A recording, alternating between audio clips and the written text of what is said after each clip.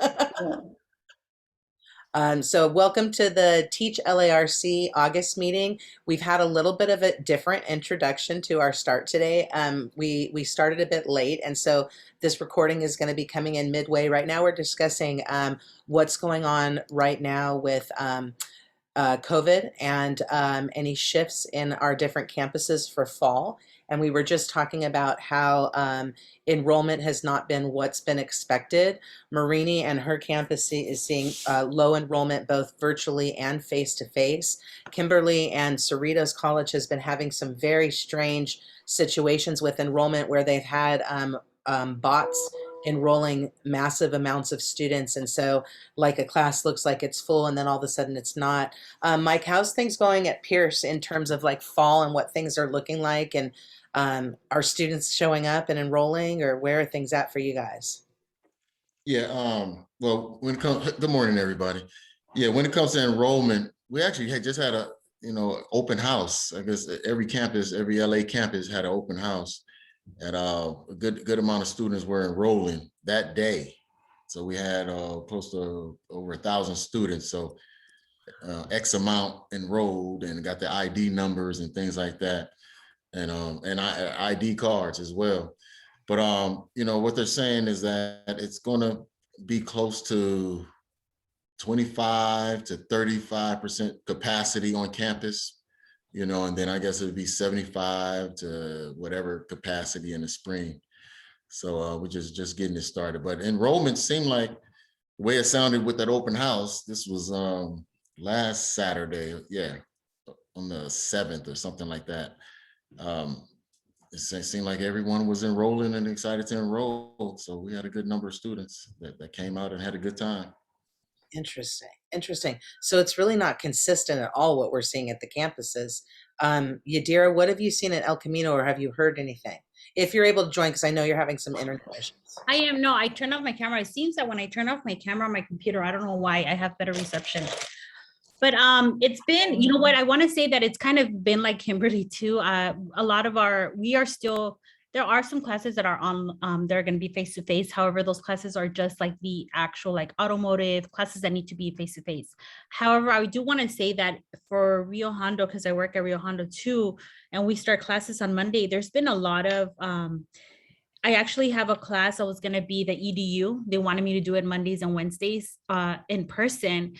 And they didn't want to change it, but I did kind of say, Kimberly, like, no, there's no way I'm not going to do it, not in the fall, not like that. So I offered to do it, via Zoom. I will do a live class via Zoom Mondays and Wednesdays. And believe it or not, I had more students enroll when it changed to Zoom versus in person. So instead of having 30 that were enrolled this time, there were actually 42. So nice. So I'm thinking, at least for us, I think that, I don't know, I have a big feeling that if we should just keep it online. A lot of our students have more accessibility. They can, they can join, they can work. The schedules with their kids, dropping them off, picking them up is also an issue. So I don't know. I'm also waiting to see. We're still online, but we don't know what's going to happen. Yeah. I have another thought about like these vaccination mandates, which our campus hasn't done yet, but we're moving toward that. Mhm. And usually they extend to all like faculty, staff, and students. But if you have students who are undocumented, and I know in California, the vaccination, we have that thing electronically now, right? All of that is being recorded and documented electronically. I'm just wondering, like the logic again is dictating this, that we may have a lot of students who are not going to vaccinate because of their status, and therefore unable to come to campus to take any kind of face-to-face camp and will remain online. So and I haven't heard any discussions around that either. Like what is that? And we have a large population that falls into that category at Cerritos College. So I think even if they want the enrollment patterns to be moving toward the face-to-face, the reality is if you have a requirement of test or vaccinate, those students, I'm going to imagine, will be staying online.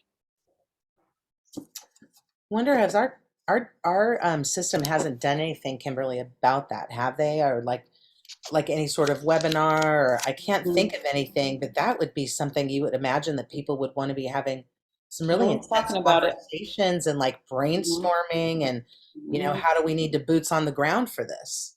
Huh. Well, yeah, I think just the reality is, again, I know people want to try to force people to get back to this face to face, but if you don't have the student enrollment, you don't have the enrollment. Yeah. Right. And I think that just needs to be part of the planning discussion. And I haven't heard it anywhere yet. Maybe it's happening, but I haven't been part of those conversations. It'll be interesting to see if we see a shift with enrollment for spring versus what we're seeing right now. Because I think about like transitioning back with my two kids that are in, they've been away from TK through 12 for 500 days. And so this was our week where we transitioned back. And all the schools are like trying to figure it out. But man, like what we're being asked to do as parents, this morning I said to Yadira, Fridays, my kids don't even go to school till 8:55 and the school doesn't open till 8:30. I'm like, on what planet can people drop off at 8:30 and then go to work at like 9 or 9:15? You know what I mean? Like, and then the pickups, even the pickups right now, I have two kids in the same school and I have one kid, I have 2 days a week they get out the same time. I have 3 days a week. I have one kid get out at 2:30 and the next one is 3:45. So they're like exhausted. It's not like I can say, oh, just hang out another hour and a half. Like she's exhausted. So I wonder how many of our students are in a situation like me as a mother and as a parent, where you're like, how do I even work with this timing that the schools are giving me to work with? I'm lucky. I run my own business. I set my own meetings. I'm not like most people. Most people go to a regular job where you clock in. And I just think how many of those working parents are like, I got to wait till this all transitions back before I can get back to me and to my education. And I don't know, maybe that's not the population. I'm not sure, but it just seems like it's really off right now, especially when you look at our numbers at our CSUs and our UCs. They're not having the issues we're having at all. And then, of course, you have the parents that have small children who don't have daycare for them. That's a huge one right now because the school systems are basically really only opening up. They're not providing all the regular services they used to provide pre-pandemic. You're right, Bobby. So a lot of the preschools are shut down, a lot of the after school programs, a lot of the before school programs.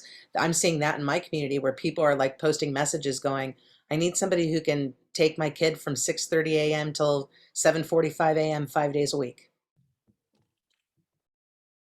Interesting. Well, I think as we hear different things from our campuses, we should stay in touch about it. I would have asked Megan, but I know Megan has not been feeling well. So the fact that she's here right now is great, but I don't want you to feel like you have to talk today, Megan. Oh, no, I could talk. Oh, are you sure? Yeah, I was kind of echoing what others said about opening back up because Long Beach and our whole city has like everything with the vaccine or testing mandate, anything they can possibly touch, I think, except police and fire or something like that, but I'm not sure. Our classes, like Kimberly was saying, are low enrolled. We had that same bot issue. I'm not sure how big it was, but I'm hearing not as much about it, but I have a new role, so maybe I'll start hearing that now. A lot of our classes that are in person or hybrid with an in-person day aren't filling as much in the whole campus, but it's really hitting our reading classes especially hard. But our education are mostly on campus at least one day, and they're full, but probably because, those students need the class, right? They have to take it. But we, having enrollment slowly tick in. And so next week, we'll probably do a big cancellation. But as for field work, I'm having an issue with staff changes. So I'm trying to contact local districts to see if we can have students volunteer on campus again. Who knows what the future holds. We already had that discussion. But, aiming for that, they're not getting back because they have staff changes. Oh, that person's no longer here. And some just don't reply at all. And others say, we want everybody you can give me. So I'm like, well, I haven't told the students yet because they don't start till late September in our 12-week classes. I don't even know if I'd tell them now, Megan, because right now for late Yeah. September, it might be totally different than what it is in I the spring. agree. My college, you guys might remember, my college has very strict requirements for clearances. So even if the K-12 doesn't live scan fingerprint, my college requires all our students to do so. When the pandemic hit, they said you still need to live scan. Your program requirements shouldn't change because of a pandemic. Keep it the same. And so that means I still have to seek funding if I want to help them with cost and live scan all my students. So my question for myself is, I have to pretend like they can volunteer because most of my students go to our local Long Beach district, but they're haven't got back to me yet. They print 30 or more of my students at their cost. So I have to send students to my other vendor if they're going to be in different districts. Does that make sense? So Yeah. no matter what, I'm in a time crunch because I have to live scan them. And do I really want to live scan potential Long Beach fieldwork students with my money that's saved for the other districts? I'd be wasting money because their Long Beach will say, we have to print them again with our machine. So I don't want to double do this, especially if it's just silly and we don't even go on campus. Yeah. So it's a unique problem to have, that you need to live scan even if they're not going anywhere. That's crazy that you would still have to live scan. Yeah, there's some new leadership, so maybe they would be a new ear if I went with my question. But then again, I applied for funding that ends in fall with Perkins to fingerprint, and I guess I'd have to have a whole new plan and get permission if I redirect the funds. Oh gosh, why do they make it so complicated? Hey, I just got an email from Marquita from the CSU system, and our fieldwork flexibilities are still in effect for fall. Wonderful. So she just sent that email, and I have the letter. She sent me the letter too. So sorry, I just saw the text come through, and I'm like, oh wait, Marquita, you want to see when Marquita's sending Is me? it just for fall or does it extend to winter? I didn't. It literally just came through while we were on, Megan. So I will share it with you after the meeting. Awesome. But I don't have. I didn't read it fully. That's great. Yeah, yeah. Welcome, Laura. It's good to see you. We were just talking about like fall and how things are kind of funky. And how are things with your campus? Is it funky? Oh yeah, it's the Yeah. same. But we did anticipate not being on ground, so we didn't have any new adjustments to make Oh, great. because we just felt let's not push it. We're so smart we did it that way. So now faculty nor students are shocked by any changes. Oh my goodness. See, that's not the norm right now. Everybody else was trying to push it forward, Right. get us to some place that we weren't ready for yet. Okay, well, good, good. I'm glad you're in good shape. Excellent. So we'll just stay on for a little bit today. We had a little bit of an interesting start to the meeting. Both Mike and Laura should know that and Marini actually for the first 10 minutes, like nobody was on. So I thought the meeting was going to cancel. And so anyways, it's been a very different start of a meeting, but thanks everybody for being here today. Just want to share a couple quick announcements that are important and have hopefully we can have a quick discussion about one piece as well. Want to make sure everybody knows that there's new CBEST and CSET guidelines. That's really important, and just want to make sure that's on your radar. Another thing too that also I want to make sure everybody has it on their radar. If you didn't have a chance to go to the commission webinar last week, or it was either last week or this week. Sorry, I'm like losing track. But they did a basic skills, the AB 130. And they talked about CBEST and what CBEST will look like. And so you definitely want to watch this YouTube recording of the commission if you didn't have a chance to see it. They will be doing the same type of webinar for the CSET. The CSET's even more complicated than the CBEST in terms of the waiver that came out. And so things are rolling out. And so the CBEST part came out. Now the CSET part should be coming out soon. Just so everybody knows, CTC is doing a 30-minute section at the conference next week on AB 130. So we will hear directly from CTC about what the most important pieces of that legislation are. So CBEST and CSET are like two pieces of it, but there's many, many layers to that legislation. So they're sending somebody from their government relations group division to come in. So that'll be good. So basically the biggest discussion I wanted to have today was about our Teach for LA conference. I've contacted the Bay Area to see when they are doing Teach for the Bay. I'm waiting to hear back on that. We have our tentative dates of October 12th to 16th that we talked about last month for Teach for LA. I'll confirm that once we go ahead and get that information from Teach for the Bay and make sure we're aligned. We started to brainstorm some different topics to have at the conference, but I just want to expand off of this and really specifically like what type of topics do we need to have that are centered around practicum and field work? You know, there's so many differences. I see Kimberly just put in the chat, will somebody be doing a flip book again for Teach for LA? Absolutely. Leah did it last time. And we wrote into the Strong Workforce program that Leah will be doing the flip books for all the conferences. So, which is so nice to have that like support to do that. So yes, she will be doing the flip book. I still need to talk to her, but that was our agreement at the beginning. So I'm assuming we're good. But, oh, great. I see some topics already, but I'm going to go ahead and stop sharing and just any ideas we have for the upcoming conference in terms of topics that we want to have and or specific speakers we want to have. So like Kimberly just put in the chat, like Brandon over at JPL, we saw him earlier this year earlier this summer do something, and he was great. He did a really good job and he was truly engaging.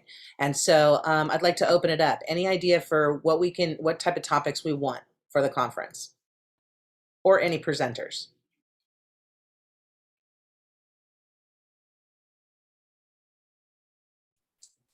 Yeah, I think that new bill, the waivers for the CBEST and what's that, the CSET? Yeah. I think that will be a hot topic. You know, so that's, I know I would, and I know I'm going to let our middle daughter, know, even though she just got a job out in Las Vegas as a teacher. Mm-hmm. You know, yeah, I don't know if because I think this is just for California. This bill. Mhm. Yes. Yeah. Yeah. So maybe she could come back. Oh. Yeah. Ideal. Absolutely. Renee, will there be a focus like the past where there's like a day identified for current teachers and faculty, or is it student focused this time? You know, I love that you just asked that because I'm taking notes and I literally just put AB 130 CBEST and CSET waivers for teacher prep leads and students. Because if we have not decided if we are going to do that, do we want to? What does everybody think about that? You know, I mean, I always like to kind of infuse a day of PD for us within, if we were going to go for a week for a conference. But I like that. You know, and we didn't tell the students they couldn't attend. They just knew that they were not the intended audience. Right. I like that. Does everybody want to do that this time, where we do one day of like that's for teacher prep leads and faculty, and then we have the rest of the days are student driven? Is that cool? Okay, great. Then I will make note of that, and we will have both. I agree. I think it was in the chat. Kimberly said something about class management. I know I had a part-time faculty do one on class management. She was lovely, and she'll be in Italy for 6 months. Isn't that amazing? She's taking her family and homeschooling her kids, and oh my gosh. Anyway, I'm jealous. So I don't know if she could do a live one, but there's so many great people that do class management. I think it's fun. I think students really like it. I noticed that a lot of students are really drawn to all those Instagram worthy classrooms, but I've seen a lot of teachers push and say, you don't need that. So I wonder if there's someone that could talk about, classrooms, like thinking about your classroom or visualizing yourself in your classroom. I don't know if that's too far out for them. But I know that's one thing that they like to do. Some students save it. I don't know. Is that a thing? Because it's kind of like a philosophy embedded in practice, right? Like, where should your energy go? Maybe. I think class, again, if I'm hearing you, classroom and your environment is significant, and depending on what philosophy, but no matter what, your environment, your classroom environment. Maybe that could be fun. My students enjoy learning about philosophies of teaching and how, they understand different perspectives better when they see that people come from a different philosophy. Maybe there's like a quiz they could take before, during, I don't know. I'm trying to think of like engaging them in Zoom. I'll keep thinking on it. I'm sorry, my cold is making me foggy, so I might not make sense to anybody. I put philosophy and teaching and impact on classroom environment. Mhm. And then I also put, how do you spell Pinterest? Oh, I don't know. Pintrest? Is it EST? Okay, because I did IST and it didn't I'll have work. to Google it. Critical media literacy. Ooh. You know who does that topic? Well, she's now Dean, Jessica Panja from Cal State Long Beach. Oh, Hmm. okay. Oh, shoot. It's just has a P on it, like P interest. It's interest with the P. Oh, and you pin it to your board, right? Yeah, INPER. it's like Okay. interest, but has a P in the beginning. Pinterest. Oh, Kimberly, go with your resource because the person I was thinking of is a new dean at a Cal State. So Okay, sounds good. Yeah, I can. I just like your idea a lot. Oh, thank you. Yeah, I mean, I've taught this class in a credential program myself. It's been a few years, so like in a pinch, I could do something. But I do have a resource of someone who teaches it all the time. Like that's kind of his wheelhouse. So he'd be Nice. a really good one to reach out to. So I can do that, Renee, and maybe coordinate with you. That'd be great, Kimberly. Mhm. That would be great. I haven't created anything for the upcoming conference yet in terms of like emails and stuff, but once I get through the statewide conference next week, I can jump to this one. Sorry to like compartmentalize when it comes to conferences, but otherwise it's like my head just gets screwy. It's one thing when I had a couple assistants helping me, but just one person, it's like I got to focus on each one as I go. Okay, one other thing I wrote down too, Instagram and Pinterest classrooms. Where should your energy go when developing a classroom environment? Oh, I like that. And I love that you mentioned that because I'm like Laura, like the classroom environment is so absolutely key. Mhm. And I'm watching my niece right now, who's doing her student teaching, spend so much time on Pinterest. Mhm. It's like she's in this freaking fantasy land because her budget's not going to be that. She's Right. not going to be making much money. And like, why set yourself up? Like, the last thing our children in the classrooms need is to feel like we need to look like Instagram in the classroom. And You know we what I want the mean? students to create the bulletin boards more, Yeah. right? And own it. I don't know. That's my philosophy. I'm a I big can't teach believer in this that workshop. too. I'd Like, be like telling them what to do. well, I think it'd be good because I don't know, it'd be interesting to have somebody who is young and in their age bracket, but Yes. who's A also new like a teacher. traditionalist going like, oh, I look at, maybe an hour a week for inspiration, but I'm not trying to copy that. You know, another thing we're going to do on my campus is a workshop called Making the Most of Fieldwork. And the idea is that, some students don't consider it networking. Yeah. Some students, anyway, but also it won't be addressed in that workshop. But one thing we're still thinking about is, sometimes we send students into the field, and I know they may go virtual, but we don't always get to do in my classroom anyway, a good job showing them how to tutor, how to run a small group, so that they have a little confidence in case the teacher puts them up to that kind of task. I wonder if there's a way with the digital manipulatives that are in lots of online libraries to kind of model how to do that and let them test it out with something really simple, or just to showcase ideas and show how easy it could be. I feel like they need confidence, right?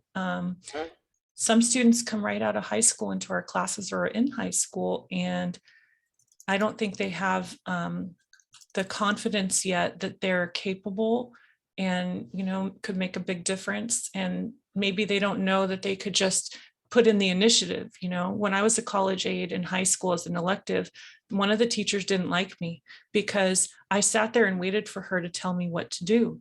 And it was a bilingual class, so I didn't want to interrupt her teaching in Spanish, but I was shy too. And I'm a good teacher now, but I was like moved to another classroom. She's like, she doesn't do anything. And that's my bad recollection anyway. Like she doesn't come up to me and say what to do. And it's because she would shoo me away when I did it. And I feel like if someone showed me how to like insert yourself and be confident, I could have been more of a go-getter earlier on. And I learned it after 2 weeks, but at first, I didn't know where to start.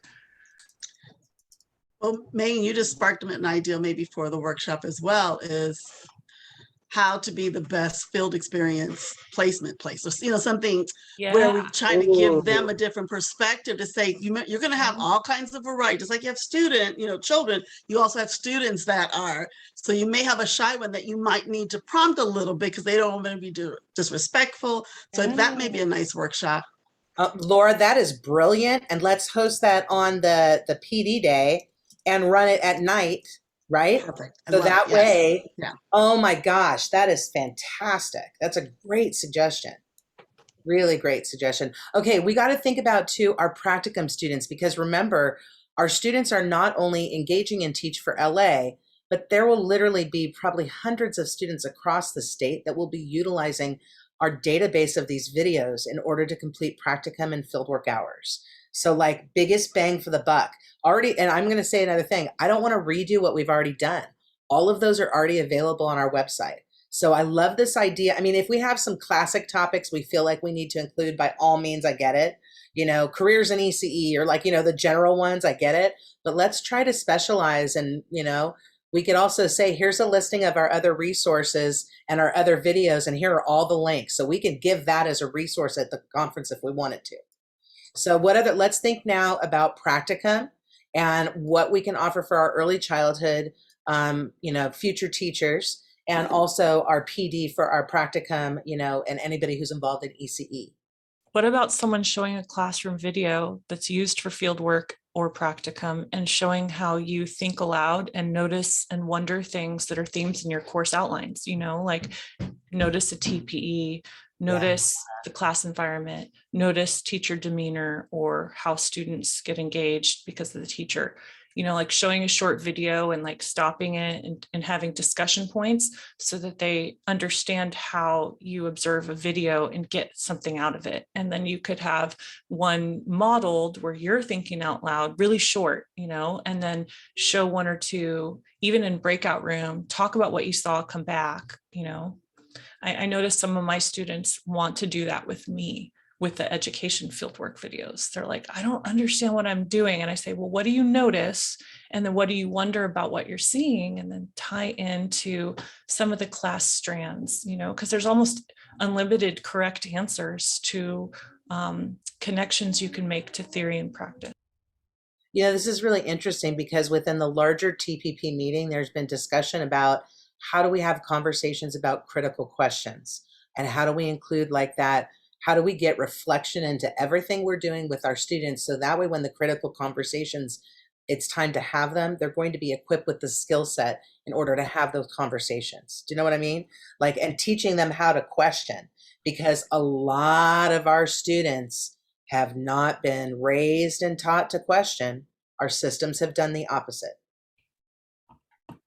Can you give an example of one of those questions, or do you have a resource? I don't have a question, but wait, what example are you looking for exactly, Megan?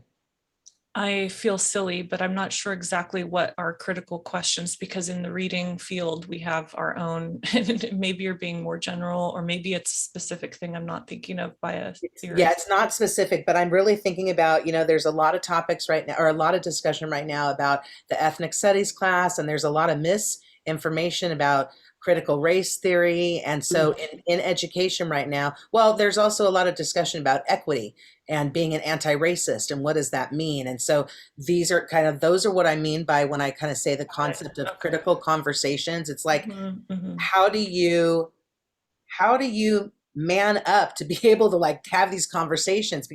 And man up is such an improper term, but how do you step up? Because we think about our students and they're used to here's what we have to do, and they get it done and they get the grade.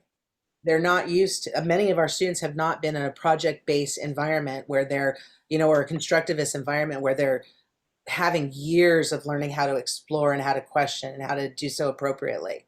And so I think that they've been, they've had the carrot in front of them and they're like, what do I need to do for the carrot? Versus how do I be an intrinsic learner, Like And so I think to me, that's kind of what those critical conversations would encompass. Kimberly, I see that you put conflict management, always good. Are you thinking ECE, K-12, or general?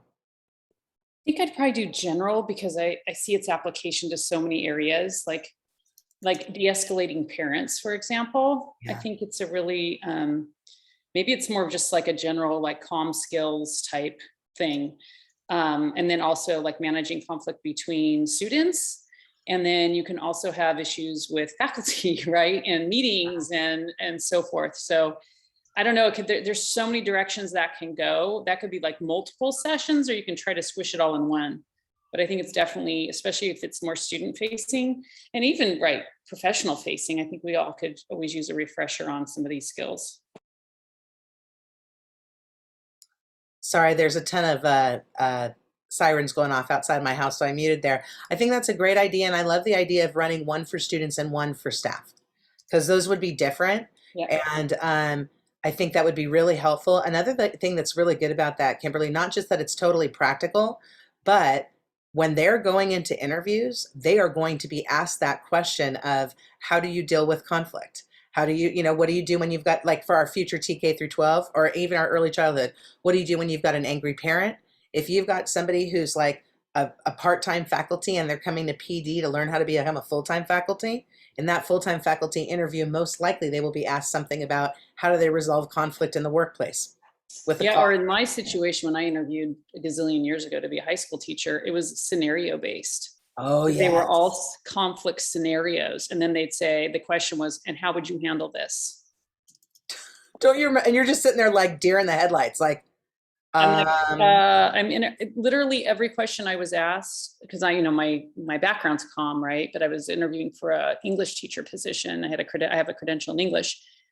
Every question was about a comm skill. He didn't ask me one question about how to teach English. It was like one thing after another, conflict management, and heavily scenario based. What do you do in this situation? What would you do in that situation? That really threw me. I was like, I walked out of the interview and going, okay, well, that was not expected, but I was able to handle that. But if someone without that kind of background, I think could really struggle in an interview like that. So, and they were bound to get, and they may not have it like I did, but they're bound to get a couple of questions related to that stuff. Absolutely. Plus, honestly, anything with conflict like that relates to your own personal growth. Like, you know what I mean? Like, because you can have conflict when you're in the grocery store line or like when you're driving or, so I think this is really a great topic on many, many levels. Great. Awesome. Okay. What else do we want? Classroom management. Absolutely. Yeah, because I was thinking maybe we should roll over some of these workshops, especially the ones that we feel that should be like a foundation. And I think classroom management, I think we did classroom management before, and one of, if not the previous, one of the we have, but you're right though, because also it's like, as long as we like on classroom management, let's bring in somebody else to talk about it this time, right? Because then if we're going to have a repeat on the topic, because some of those topics are so foundational, like you're saying, then maybe we can bring in a different perspective. Right. And I think students will be interested in that. And I think, and also, I think we should start promoting, and this is throughout all the teachers throughout the United States, all the districts, but the salary part, because some don't, even though, I know there's been controversy and discussion on the entry level, and students out of college should be getting paid more with entering. But at some point, we should promote the later stages, because there's increases, there increment steps, things like that. So all the salaries, because they don't stay at the same salary, entry level. So no one's promoting once you complete the steps or added continued education courses, things like that. And there's more promotion and other positions that teaching could lead to. Because sometimes it's not necessarily you. Well, look who I'm talking to. I'm preaching to the choir. But there's more positions out there because there's many teachers, and then sometimes they're pulled out of class and they become the coaches, like math coaches, etc., or or even move to the principal or dean levels and things like that. So I think that should be promoted more, and to encompass all of the the steps of salaries. I love that. I was gonna say, Michael, you're not wrong. And there's also, I know Renee's about to say this probably, but there's ways that you can start off at a higher level and not start off at the lowest base. And that should be pointed out to students. Maybe with something like a session that's called how to be strategic now for your salary placement later. Yeah. Mike, that's something I talked about all the time when I did intro to teaching. I would actually take an entire class section and I would bring in my community. There's 5 local districts that are the most prominent districts that employ the most people. And so I would pull all 5 salary schedules and I do a cross comparison. And I talk about what happens if you are in an integrated program versus a traditional program versus if you go to a program that's a combined credential and master's, where you end up landing, the impact it has over your entire career. Okay. Because suddenly if you go, oh, do you realize your credential is going to take you 1 more year, right? Do you realize that there's some programs that are credential and masters together in a year to 2 years? So let's say it takes you 1 year longer. Let's equate that now. And then I always tell the story about when I was a kindergarten teacher back in the day when there was AM and PM. My best friend, Renee Fernano, who, yes, we were 2 Renees teaching AM and PM kindergarten together. But one time, and this was back in the day where you used to get your pay stub on Fridays. You know what I mean? And I will never forget, we're sitting there and she pulled out her pay stub and she's like, hey, do you mind if I look at yours? We've been teaching the same amount of time. I was like, no, not at all. So she literally puts hers side by side with mine and she goes, why the hell are you making $500 more a month than me? And I said, I don't know. Let's work it out. Let's talk it out right now. So we literally went, okay, when were you hired? What credential do you have? Okay, you've got a CLAD. I've got a CLAD. Oh, you've got a master's? I was like, yeah, I've got my master's. So this is how many more units that gave me. And she was like, oh my God, you're getting $500 more a month. You get $5,000 a year higher than me. And we are doing the same exact job. She goes, you went to school for a year longer? She goes, I'm planning to teach like 20 years. So $100,000 more than me for 1 year? No. And that's what I would always tell my students, get your master's. It's the difference between you can buy an Audi or a BMW instead of feeling like you got to get a Honda Civic, you know? And there's nothing wrong with a Honda Civic. But when you have options, that's nice in life. So I love the idea of doing something on salary placement because that, as Bobby knows, I'm very serious about that. Okay, Marini, in the chat, I see that we've got soft skills. Are you talking about in relation to ECE or just in general? Looks I like would say in general, yeah, in general. And I hate to be that person, but it's something that, our students really need work on that. Even just their communication, when they're emailing and, so that's more like on the practical level, like just simply reaching out and communicating with professors. But this ties into, in the workplace and professionalism. And so that maybe that same session could include resumes, cover letters, interviewing skills and all of that. That's going to help them be successful, because I always tell my students the education world is so small. It's such a small world. And so you want to make sure that you're presenting yourself in a way that's professional. You don't want to burn any bridges. You want to be, it's important to build those strong networks, because those same people that you work with in one job might be on your interview panel in another job, where you might need a letter of recommendation. And that's another thing too, when students request letters of recommendation, that's another hard one. I've had one student who did an excellent request for a letter of recommendation, but oftentimes students don't go about it in the right way. And that sometimes can be off-putting for the person who is considering writing a letter, just in the way you're asking. So those are important things. I love that.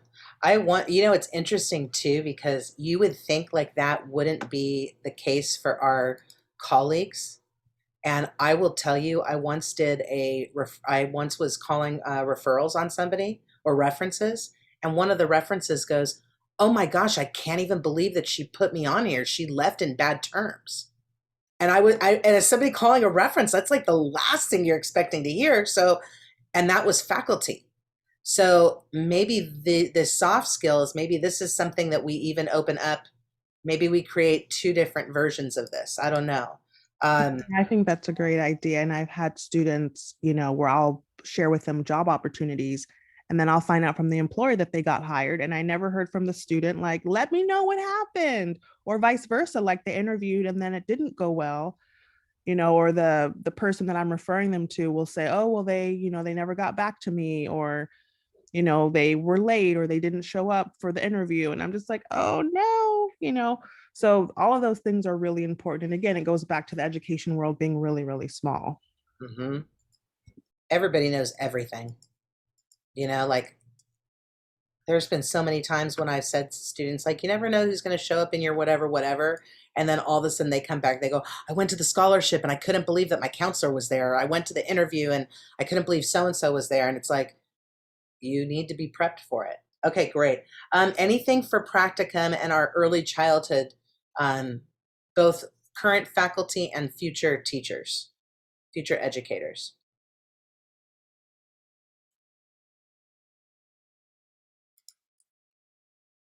Many of the topics that we're talking about could be either a focus on early care or TK through 12, or we could potentially, like some of them I wouldn't want to compress both, because both management, like environment and stuff, like I would want to keep that sacred. Okay, and then special ed was mentioned also, and also in the chat I see about the internships and employment while in college. I think that's a very smart one to have, especially because we even have some partners that could even show up as an example of places that people could work. Honestly, we might even have after school programs that are still hiring in October at that point. So they might want to be using this as a catalyst to get some people to work for them. Okay, so any other discussion about the top of the potential topics or about the conference? Also, actually, while we're all on, any idea about who would be interested to have as like a keynote? We don't have a huge budget for keynote, just so you know, so it can't be somebody that we have to spend thousands of dollars for, but we could probably spend a couple $100s for a keynote. If you have any ideas on it, I don't mean to put it on the spot for everybody. So if you have any ideas on this, just shoot me an email, or like all of a sudden, if you're like, oh, so-and-so would be great, let me know if you think of somebody that would be a good asset for that kind of position. So, okay, last couple things. Let me go ahead and just share this real quick again. The rest of the kind of topics on the agenda for today are more just like FYI information. We've got our big conference coming up next week. I hope everybody who's on today will be able to pop in and out depending on your schedule. I know it's an incredibly busy time of the semester, but I'm incredibly proud with everybody that we've secured for this. We have leadership coming from every single system. We have leadership coming from the community college, and by coming, I mean they're speaking. So we've got leadership speaking from the community college system, from the CSU system, from the UC system, from California Department of Ed. Next week, we've got people coming in to do presentations from CTC, from California Teach, from CalSTRS, from Peach and Tri-C ECE and ACTEP. And I mean, we really tried to embed a lot of different groups into this conference next week. We also have breakout sessions from West Ed and Ed West Trust, and so it should be really outstanding. If you have not shared the conference, the email to everybody saying, you're welcome to come to the conference, if you could please do so today, that would be great, because registration is going to be closing. I need to double check, but it's at the start of next week. As of now, I just dropped in the chat the conference email that you can cut and paste to anybody you would like to invite. I highly suggest you invite your campus leadership to step in and pop in and say hello. Even if they're just on our email and they get to see everything that's going on, that'll be helpful. Oh, something cool too. We have Delane Easton, who will be one of our guest speakers as well. Delane was the superintendent of public instruction for many years, and she was actually one of the main people who brought the 20-to-1 classroom reduction in California. And so should be excited to hear her speak. We're also going to have part of one of our sessions is going to be focusing on women in leadership in education. And so we're going to have a panel of our female leads of the systems. Anyway, so if you could please shoot that over to anybody who you think might be interested. We are still taking enrollments or registrations for a few more days, but it will be closing pretty soon. So, and it's been robust. I pulled the data on the 3rd of this month and had like, that's what you'll see in the email. It shows like how many CSUs and how many different groups are here. And it has expanded significantly since I pulled that data set. So that's just a little sneak peek. It's going to be really an inclusive group. So it should be awesome. Anyways, a couple save the dates. We've got statewide conference next week. We've got CCC AOE that some of our colleagues will be presenting at. We did submit so we did submit a session for CCC AOE that was specifically talking about Teach LARC. And the weirdest thing is they never got back to us about it. And so I checked a couple weeks ago and she said most likely that session didn't get through. They had a lot of proposals this time. TPP did have multiple sessions that got accepted, but for some reason our Teach LARC, it looks like it didn't this time, unless at last minute they pop it on me and then we'll get ready to go. If anybody is interested, we also have CCTE. Their fall conference is coming up October 21st to 23rd. And I know this is last minute here. We did have it on the agenda last month, but their call for proposals, it wraps today. So if you would like to present or submit a proposal for CCTE, you want to get that in before the end of the day today. And then lastly, ACTEP has their fall convening coming up on November 19th. At this point, like the save the date hasn't officially gone out yet. As far as I know, Megan, please correct me if I'm misspeaking. So I just linked it to the activities and events page on the ACTEP website. So that way, once it does release, we'll shoot it out to everybody. And I know ACTEP has got a really good listserv. If for some reason you're not on the ACTEP listserv, you could email Megan or Steve Batista, or even you can email me and then I can make sure that I connect you with ACTEP. But that fall convening should be really good coming up in November. So please save that date and put that on your calendar. And usually those convenings are usually like a 9 to 2, 9 to 3. So you really will want to try to save that whole date if you're able to. I want to jump in here just for a second because you had all those dates up. Yeah. I'm putting my email addresses in the chat right now.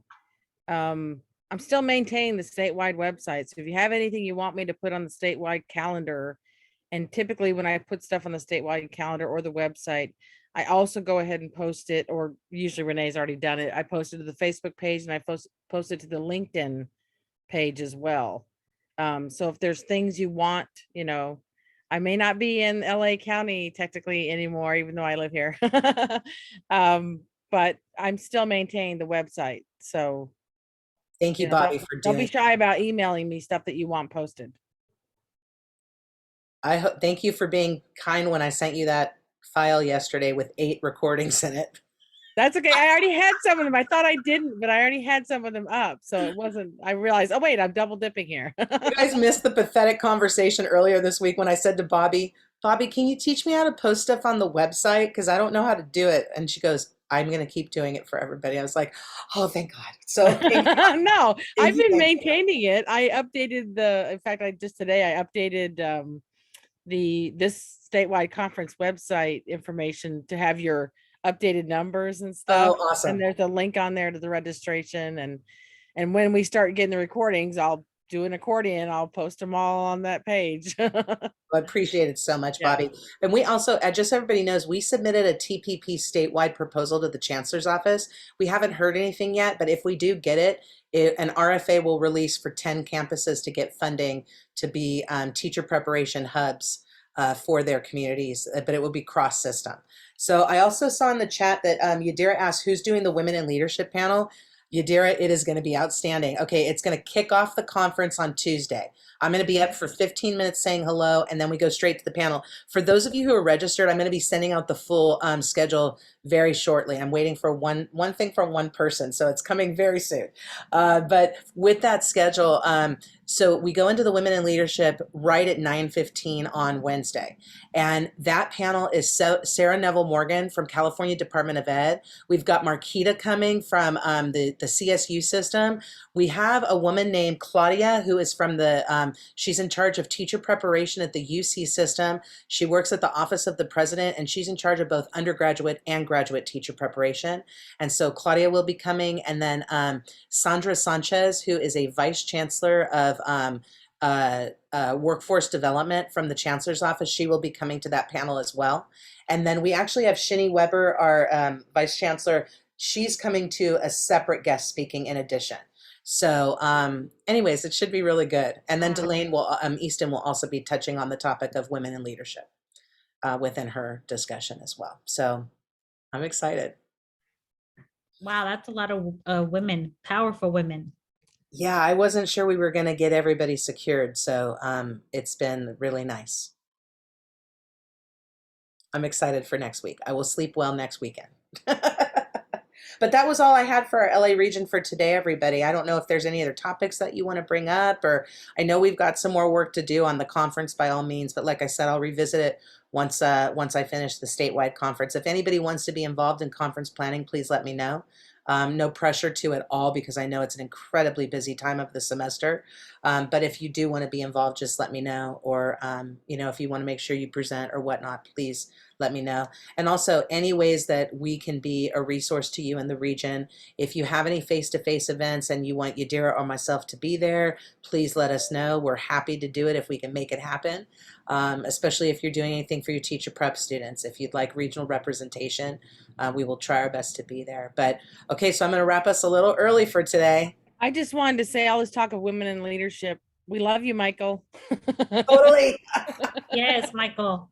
Actually, you know We're what? so appreciative of you Right back at coming to you. these meetings. Well, Mike, I'm sorry about that. And I should explain the women in leadership came, let me tell you the origin just very quickly. Last year, our education systems were celebrating the diversity of the leaders of our system. And there was this picture that came out that was really exciting to see. You see Eloy and you see Tim from the CSU. Now he's changed. You see the guy from UC. I apologize, I'm forgetting his name. And Tony Thurman, and they're four side by side. And you're like, wow, this is great. It's great to see these people, specifically the men of color. And then all of a sudden it was like, I sent it out to some of the TPPs and I'm like, what's missing? And somebody's like, why is there not one woman? Why? We have four education systems that are primarily, if you look at the numbers, they're all majority women, yet none of them are led by women. Delane Easton is the only one female superintendent we've had of the state. And so we just thought, why not question it a little bit? So this time we thought, let's showcase the women leaders, and they're all right at that top level, just not at the very top level, if you know. And so they're all highly respected. So I'm just really excited to have them reflect on what their journey has been, as a female and leading an education system. Hopefully it'll inspire some more female leads for the future. And maybe one of these days, right now we've got Daisy. Eloy's working with the president, so we've got Daisy. So, maybe we'll see some shifts over time. It'll be interesting. So anyways, that was the origin of it. Yeah, it sounds good. Sounds good. Look forward to it. Excellent. Well, everybody have a great, wonderful day. And thank you for being here for our funky August meeting. Oh, one other thing. I know it was a little bit different. I messed up with something here and I apologize. I did our survey for our fall meeting date and time, and I rolled it out in August, and I should have gone to September, where we officially switched to the other meeting date and time. So I'm sorry that it happened right at this point of the semester. Next year, when we do the transition, we'll make sure it happens in September and that we just keep the regular dates and times through August. So thanks everybody for your patience with that. I appreciate it. Okay, well, have a wonderful day, everybody. See you next week. Bye, All right, have a everybody. good one. Bye, everyone. Thank you. Bye, Bye, everyone. guys. Thank you so much.